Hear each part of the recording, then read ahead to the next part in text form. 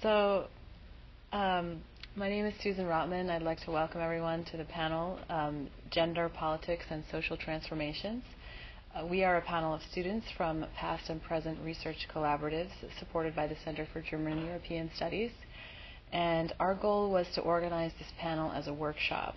So we'll each talk a bit about our experiences as part of CGES research collaboratives, and then we'll talk about our current work. And we're all at different stages of writing up past research or proposing future research, but I think that we would all appreciate advice and suggestions from the audience. So I'm going to let each of the panelists introduce themselves after I talk first about my own experiences as part of the research collaboratives and my own current work. But first, I just wanted to point out the diversity of our panel, which includes people studying Germany, Sweden, France, Turkey, anthropologists and sociologists, and even within sociology, there are people doing quantitative and qualitative research. So there is even diversity within that group. However, this panel doesn't even fully capture the interdisciplinary nature of the past research collaboratives that I participated in. The first one was called Gender, Genre, and Political Transformations, and we were linked with literary criticism and history students and professors at the University of Minnesota. And now I'm in a second research collaborative called Family Dynamics in a Changing Europe, where I'm working with a demography professor here, and we are linked with students and professors studying demography, sociology, and economics in Stockholm, Sweden. So both of these experiences informed my work and will continue to inform my future work. So I decided to lay out my presentation in terms of how my work has progressed throughout my participation in the two research collaboratives. So first, a little bit about my background. I am currently a fourth-year cultural anthropology graduate student, and I'm planning to defend my dissertation proposal this spring and to conduct year-long fieldwork in Turkey next year. And I intend to study ethno-national identities for German-Turkish return migrants, so Turks who have lived in Germany and are returning home to 3 locations in Turkey, Bigadiç, Altınoluk, and Istanbul. And my basic research question is, how are ethno-national identities enacted and marked through the forms of reciprocity that constitute belonging in families, communities, and nations? This research especially draws upon and builds upon literature surrounding return migration, reciprocity, and ethno-nationalism. I also conducted 2 months of preliminary research in Turkey this summer, and I will talk a bit about my theoretical framework and then my summer research findings in a minute. But first, I just wanted to talk a little bit about how this work relates to the first research collaborative that I participated in, which was Gender, Genre, and Political Transformations. And the title of that research collaborative was actually very similar to the title of our panel today. That was Gender, Genre, and Political Transformations, and today our panel is Gender, Politics, and Social Transformations. So during this research collaborative, I focused on German feminist discourses surrounding Turkish women wearing headscarves and feminist comparative silence concerning the need for anti-discrimination legislation in Germany. This was, of course, a very different topic than German-Turkish return migration, but this is the first time that I was able to explore gender and political transformations in Germany, which have definitely informed the research thus far. So in studying German feminist discourses surrounding headscarves and anti-discrimination legislation, I was able to explore some of the ways in which Turkish women are included and excluded within German society, and how gender and nationalism may be linked in Germany, and this in turn, of course, has ramifications for Turks' desire to return to Turkey or to seek a marriage partner in Turkey. And I also read a great deal about German history and even read historical German feminist writings as part of the collaborative, which I think was also really useful in understanding the German national context and how Turkish migration to Germany fits into this context.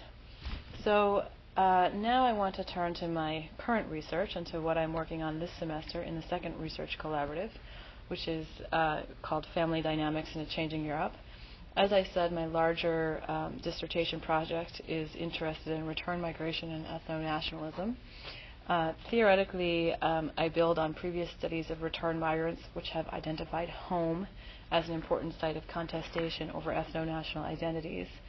And during 2 months of preliminary field research this summer, I found that home for returning migrants is created through participation in circles of reciprocity, so webs of exchange of food, money, information, help, and emotional support.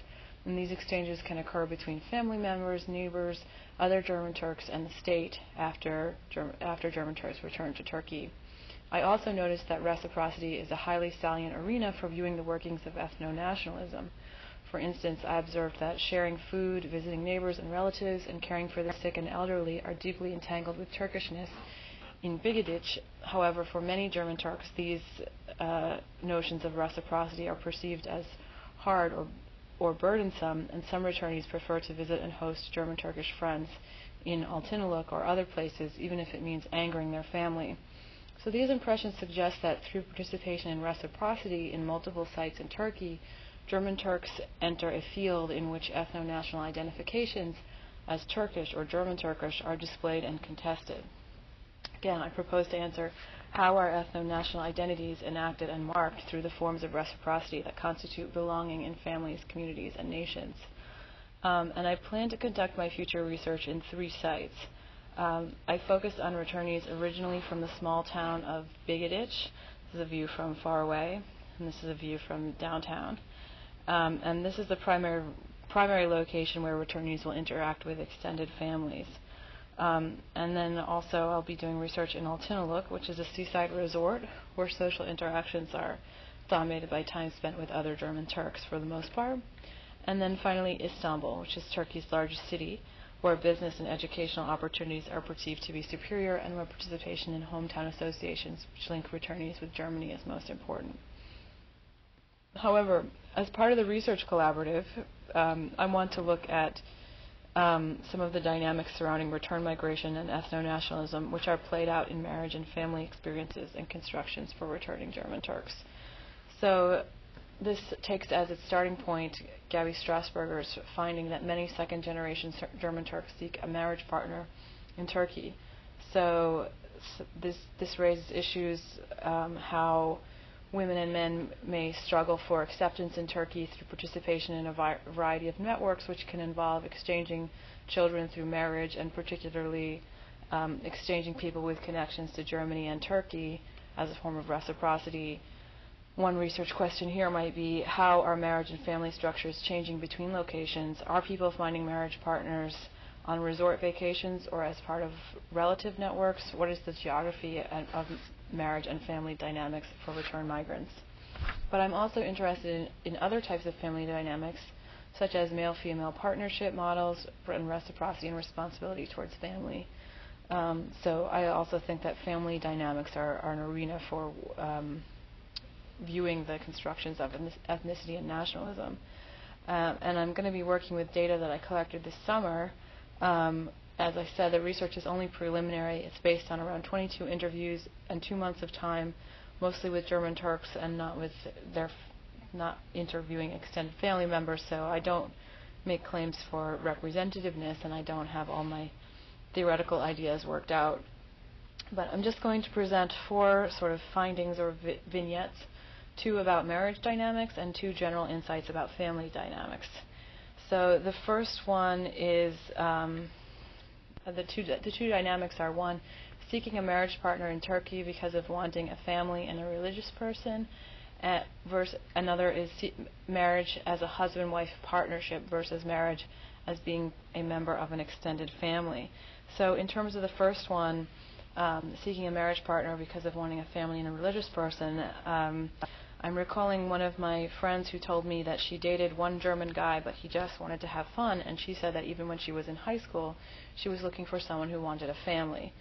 So she said, I always said I would marry a man from Bigadic because I wanted to return to Turkey, and if I married someone from Germany, they would probably want to stay there to work.